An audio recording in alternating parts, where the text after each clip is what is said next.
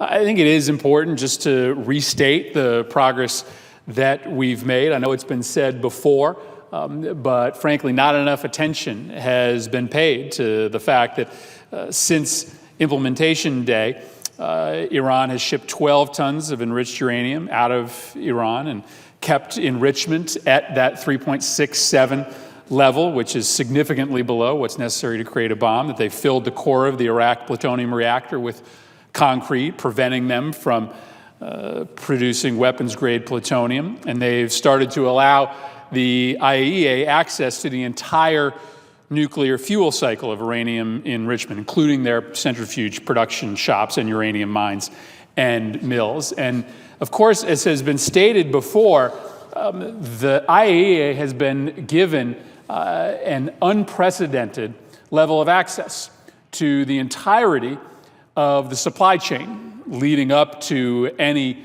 future potential development of a nuclear weapon. That's an unprecedented level of access that will require an unprecedented level of support. We're talking about an additional $10.6 million per year that the IAEA is going to need to carry out these oversight responsibilities. Now, the United States puts up a percentage of IAEA's funding, but it's still the minority of funding.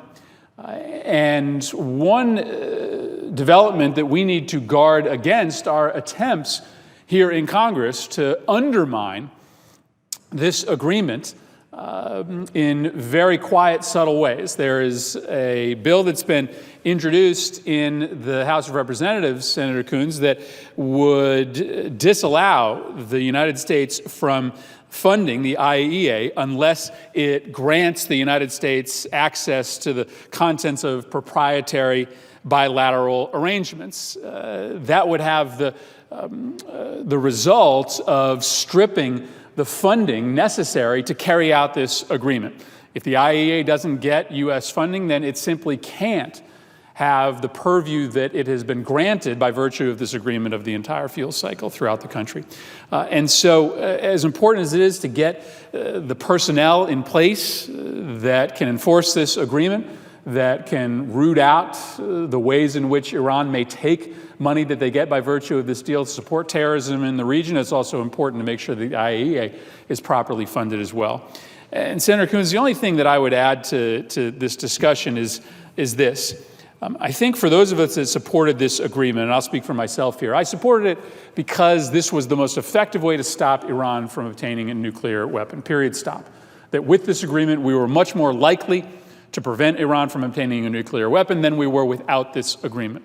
But we certainly accepted the premise that it is in our long-term security and strategic interest as a country to facilitate the transition of power within Iran from the hardliners who have chosen a path of Iranian foreign policy to be simply a provocateur and an irritant in the region, to the more moderate elements that would like to see Iran once again re-engage on big questions of both regional and global security.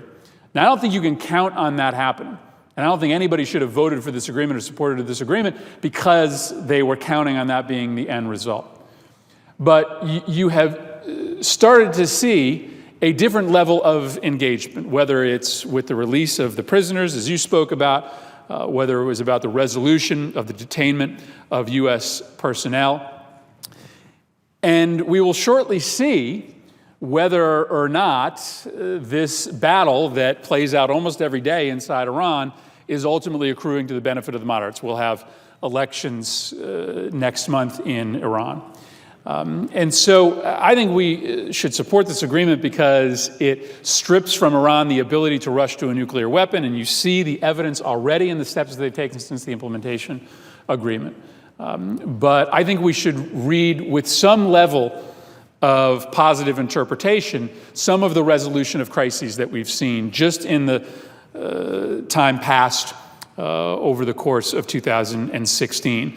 That doesn't mean that there aren't still enormous issues still at stake, but it is in our security interest And it was part of the discussion of this agreement to ultimately bring Iran to a place in which the will of the vast majority of that country be expressed in the leaders that speak to the world community. So I thank Senator Coons for continuing to bring us down to the floor. I think as important as it is to talk about the positive steps that have been taken since Implementation Day, it's also important to note that we have a lot of work undone, whether it be funding the AIEA, confirming these important positions. And we have a lot of work to do in terms of remaining vigilant about the quiet, subtle ways that may be undertaken in this body and across the hall in the House of Representatives to try to undermine this deal that is working. Thank you very much for convening us, Senator Coons.